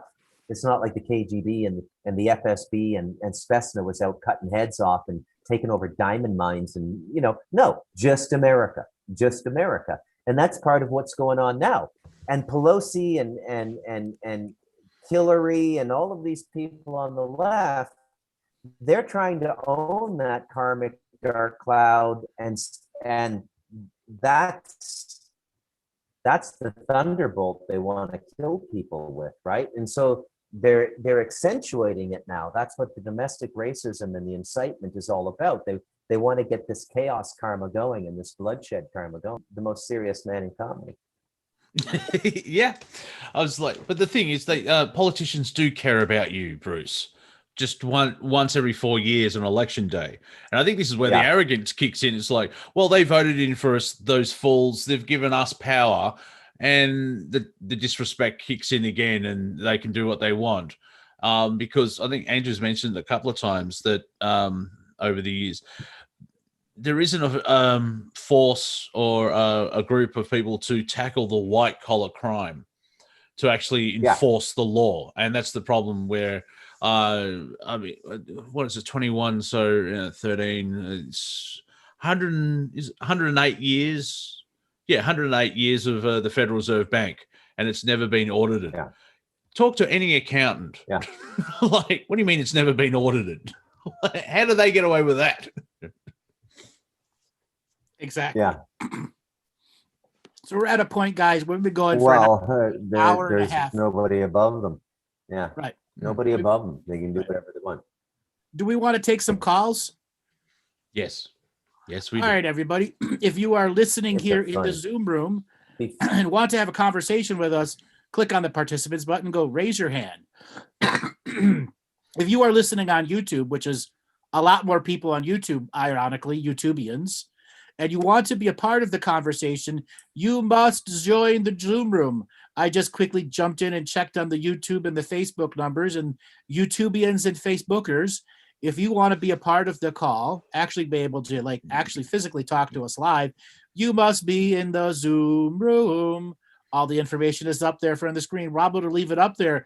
All you got to do is got to go to zoom.us, enter the meeting number right there on the screen, enter the passcode, and you will be brought right into the room. Sacrifice a small animal. Bless your... Then you click on the participants button. You click raise your hand. Always think of Bon Jovi. Exactly. Raise your hands, raise your hands, raise your hands. And we have no one that has raised their hands in this Zoom room. There we go. Finally, we got one. Motherfuckers. Been listening for so long, sucking off our energy and not raising your hands, bitches. Andrew, what Andrew is displaying is the Disney School of Business of insulting the customers so they'll buy their product. Yes, it's like there's a restaurant called Dick's where they were paid to insult you. Okay. Are you going to Dick's tonight? I don't know. The customer service is a bit dodgy. Exactly, customer service is a bit dodgy. Yes, I'm an Aries. I'm rambunctious, and I have no regrets. All right, Robert. There is only a 50-50 chance for the two people that have raised their hands, which should be incentive to all the YouTubians who are going, I don't want to click on another screen. I like YouTube too much. You can click on another screen. You can have two windows open at once. Really, you can do it. Yeah, well, if you're obsessed to YouTube, A, are you a subscriber to me? And B, can you donate to my PayPal account? I've got to pay rent. Just putting it out there. You love YouTube. I'm on YouTube. Therefore, you love me. Okay. See how that works. Now, for those people that are listening here in the Zoom room, and I've been listening for a long time, only two of you guys have raised your hands. Bad viewers. Bad viewers. I break all contracts, vows, and agreements for each of those people that have not raised their hand to talk to us. So, Robert, spin the wheel of 50-50 callers and see who is first. All righty. Jamie, since you're first. Jamie, are you there? Yeah. Excellent. Hi, where are you calling from? I'm in Colorado today. Welcome to the show. What did you think of our comedy show so far? Oh, I'm laughing at the Dick's Last Resort comment you just made. Totally went to a buddy's 21st birthday at a place called Dick's where they would just make fun of you. Right. It's a restaurant chain that only lasts about 7 years, 6 or 7 years. It's out of business. Well, it was owned by Alice Cooper. Yeah, there's a whole bunch of other weird things with it. Yeah. So what do you have to tell us that's funny, comedical, interesting? Well, first, I want to give you mad props. You've been doing it, what's the expression? You think you're enlightened, spend 2 weeks with your family. And you win that game. I'm been trying to do that. And yeah, my mental state is really important to me. So it's mad props to you for doing that. Part of the journey. Definitely part of the journey. Yes, especially in duality, you need balance. Slight irony there. So sometimes it's good to have the family just like to have the spiritual ego. Like I shared a meme which is great where like the human ego, there's a man standing on a ledge. It's like, I can't handle this anymore. I'm just going to end it all, and jumps and lands on the spiritual ego. It's like you get rid of the physical ego, and then you go to the spiritual ego. Also, at the same time, your higher self can give you a bit of a hint of like, you're getting a bit too excitable there. Where, when you stab your toe on the bed for no apparent reason, it's like, I'm awesome, I can do everything. Boom! Oh, my toe. Definitely. So how long you been listening for? I've been listening to you guys since the beginning. If I haven't been here in the Zoom room, I catch you on YouTube as a replayer, because I generally had been working on Fridays. So it's nice to catch you guys here live. And it's been a while, so it's good to be back as well. Well, thanks for calling in. So of all the comedy shows that you've seen, what are some of the things that have made you laugh, spit a drink out? Share some of your comedy stories with us. Definitely when we make fun of the kleptocracy, the idiocracy, and we were making the Gary and Barry jokes. Yes, unique time. Playing with it all, because it is idiocracy in the end. That's definitely a fun one. I would love to go back and redefine the woke culture, like diet woke, light woke, awakening, awakened, enlightened. I thought about putting it on t-shirts. I'm part-time woke. Yeah, you're part-time. I take weekends off and overeat. You take weekends off and are a part-time vegetarian on the weekend. Yeah, my mum's woke, so that makes me half woke. Oh, I'm quarter black woke. I'm quarter woke myself. Exactly. Does that entitle me to anything if I'm quarter woke? No. Oh, ridicule. Yeah. Ridicule. That's good. Or tax incentives. Exactly. What are my woke tax incentives?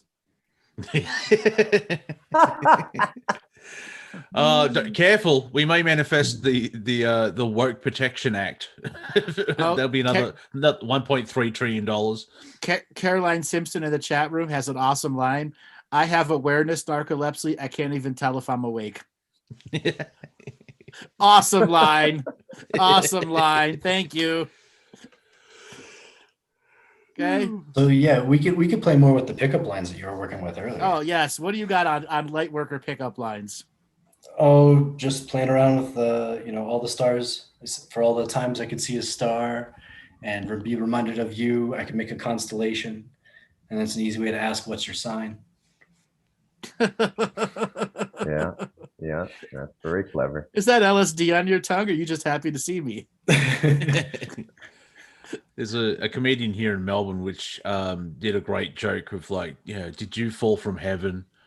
No, why? Oh, because the impact really fucked up your face. Womp. Yeah, that's a good one.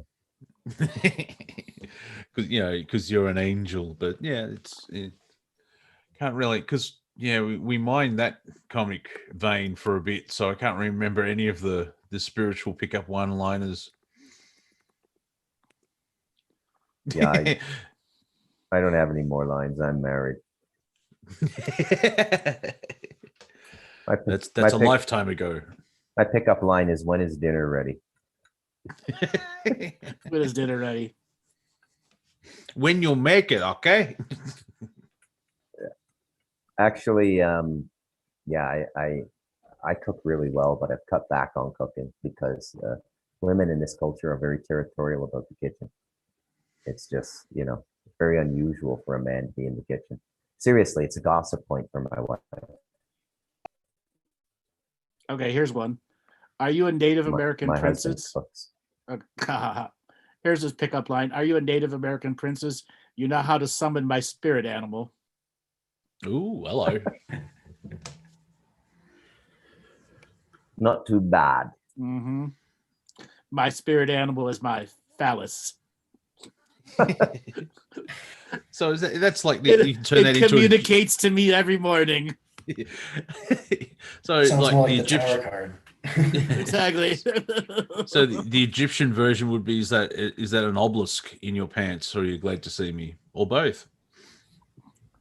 Well, there are some people who might like the obelisk. Yeah, I know. It's like, and I don't mean a French cartoon character.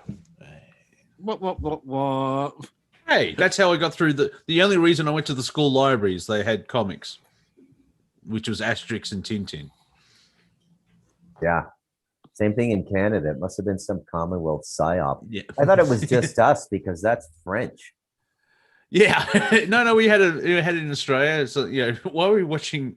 Why were we reading French comics in Australia? It was kind of odd. I gotta say though, that sort of live action animation Tintin movie they did was brilliant. I haven't seen it yet. I want to. Have you seen it? No, but Stephen Moffat helped write some of the scripts as well. So there's a lot of people connected to it. It's like, well, this just the people involved. It sounds good because I think it's Spielberg and something else. Blah blah blah. I'm even thinking about looking at the latest Paddington movies as well because Peter Capaldi's in it. I'm actually watching a TV show called The Serpent. If anyone's familiar with that, it's out of England, and it's got Jenna Coleman. Yes, I watched it. Yeah, I'm up to Yeah. episode That's 3. the one about the guy in Thailand, right? Yeah, the serial killer. Oh man, that's quite something. That goes to the green tank. Does this look familiar? Really, Yeah. Robert? It goes with the green tank for sure. Yeah. Oh dear. Yeah, just after I said Well, it's about a serial killer, and you, ha, that goes through the green tank. You're like, what the hell are you people talking about? All right. This is how you I'm despise doing a my body. daddy duty here, saying goodnight. Everyone say okay. everyone say hello to Aramisa. Hello. Hey, you're live across the world. You're- Hola, mi amor. ¿Cómo estás? Say hello to everyone. Hundreds of people are looking at you right now. Tens Okay, of people. I'll let you good guys go back to your serial killers. So this is how you dispose of a body, okay? You put it in the green tank and you let it sort of ferment for about a couple of months. The smell is terrible, but after that, you have great compost and manure, and your garden will look spectacular. Whoa. Just, like, Your French accent is just so unique. yeah, strange that was Mexican. It sounded French. No, my French is more through the nose. you pause for moments. I can do South African as well. There's the trick to South African. You basically put a full stop at every word, and that's how you can sound like you're from South Africa. That's pretty good. That's pretty good. All right, guys. I think we're gonna call it an end to the show today. We've had What about Sean? He's the only other person with his hand raised. hold on. We give Sean. Yeah, Unmute let's thank Sean, our other guest. I've given you a signal to unmute. Hello, Sean. I totally didn't see your hand raised there. Shit, I thought I escaped. No escape for you. You were captured by the Bruce. Captured. Bruce.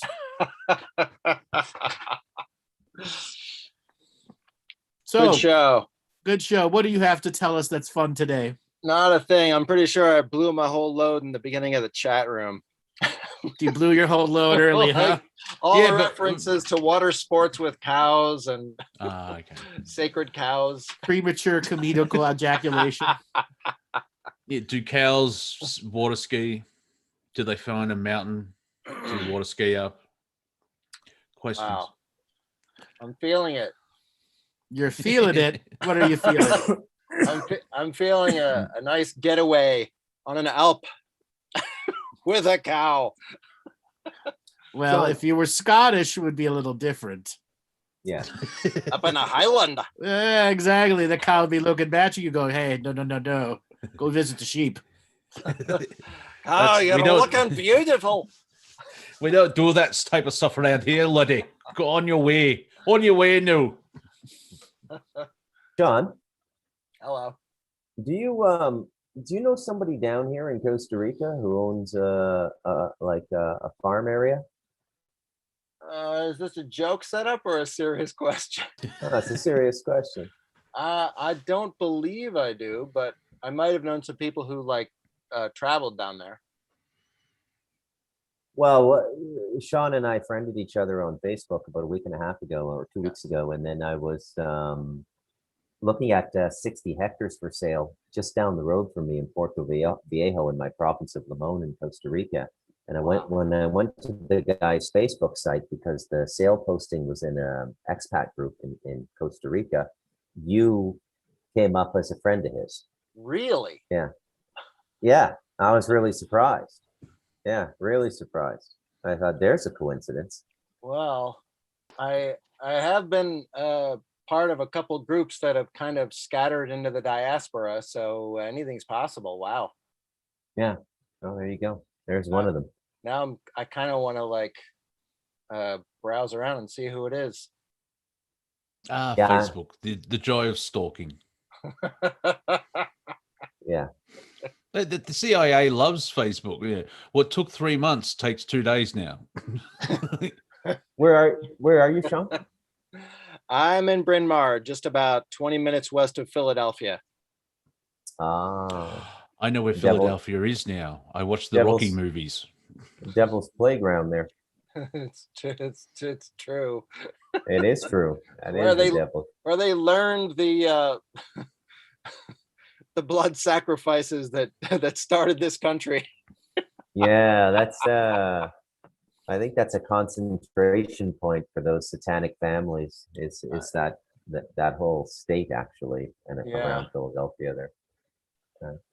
I think that's a safe bet.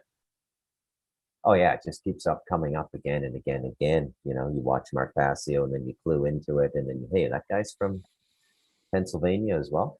Right. And then it makes you wonder, right? Because it's a largely rural state. So Yeah. Wow. You ever notice the similarity between Pennsylvania and Transylvania?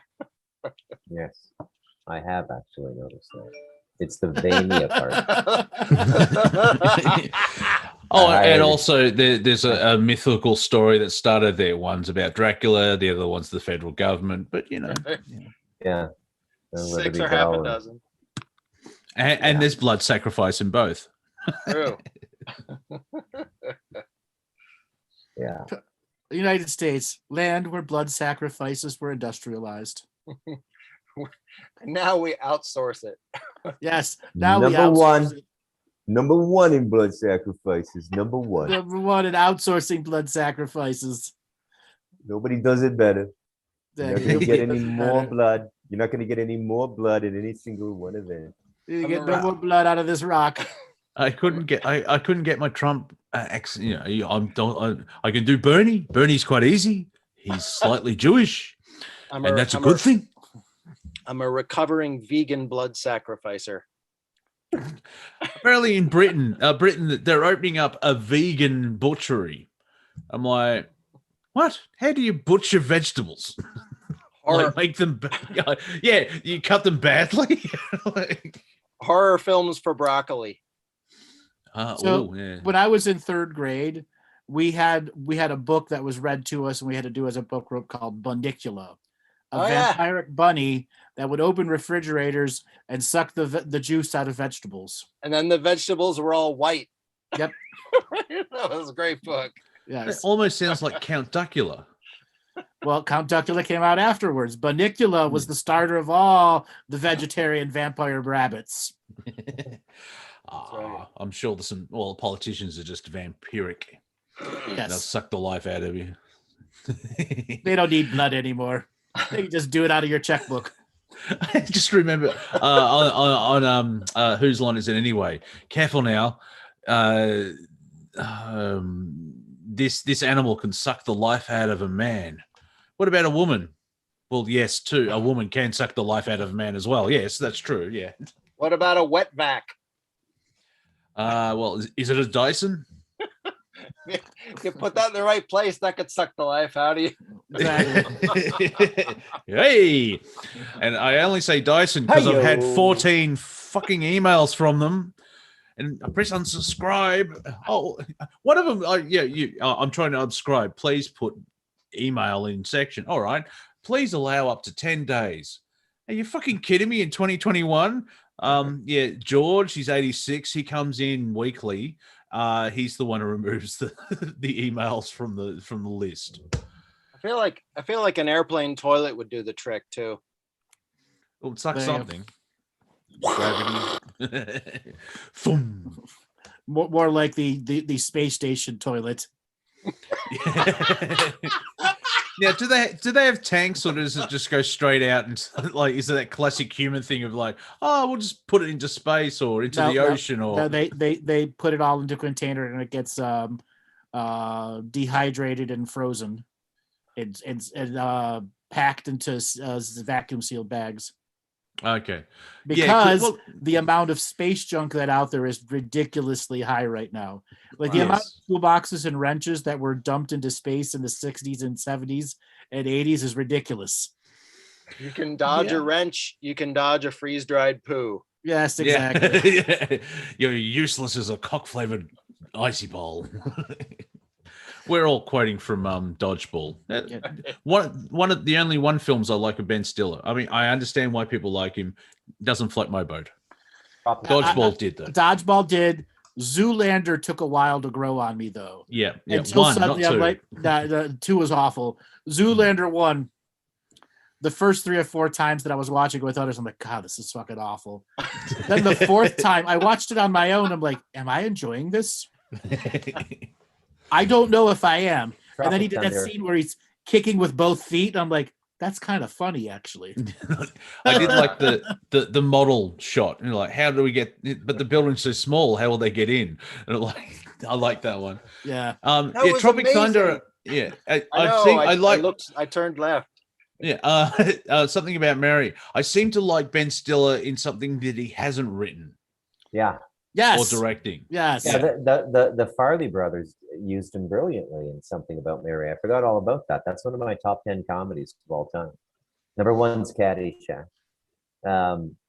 But yeah, I thought Tropic Thunder just sort of redeemed the guy for me. Oh yeah. You know, it was just so brilliantly written and so funny, and all the sideways characters worked perfectly. The Tom Cruise agent, the Nick Nolte, the writer, everything was just perfect. Simple Jack, when he's getting water tortured and he keeps calling cut, cut, cut.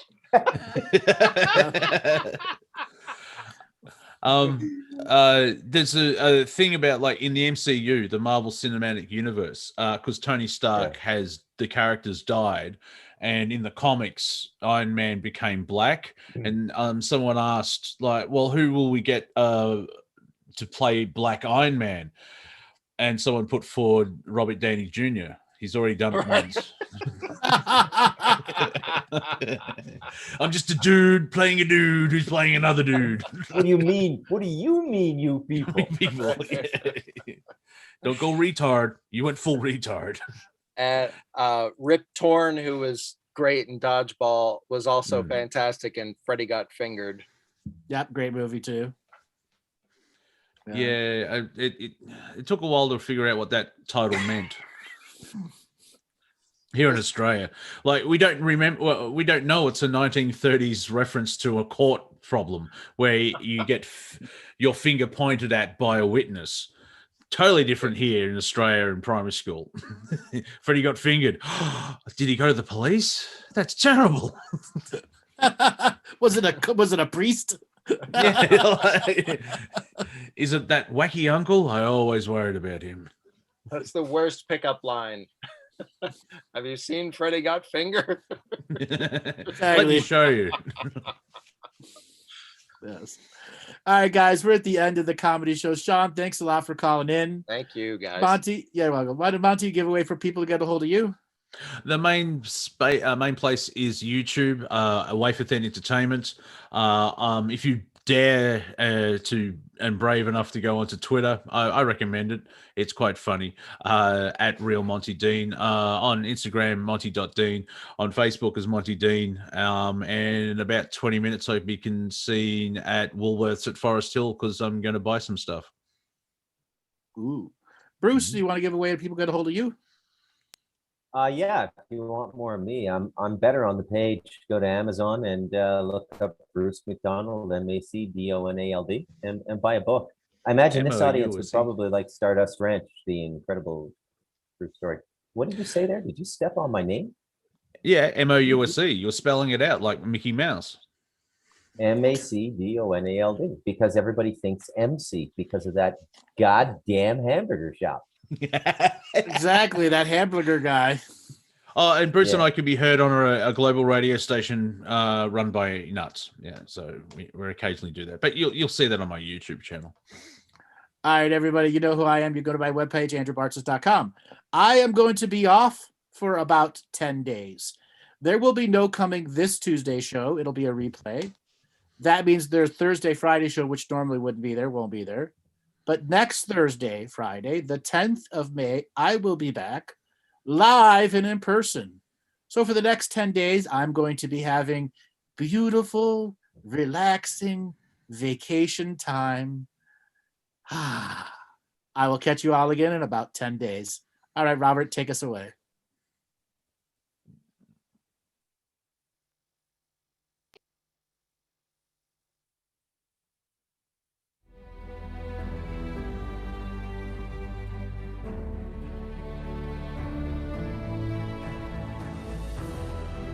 each different bubble of reality is true. A galactic historian is a person that looks at all the lines of dramatic karma. Nudge, nudge, it's the holy grail. Improvise. Mysterious. It's counter psychic intelligence. Why is DNA farming of this star cluster so important? Because we do manifest our reality. We do create our reality.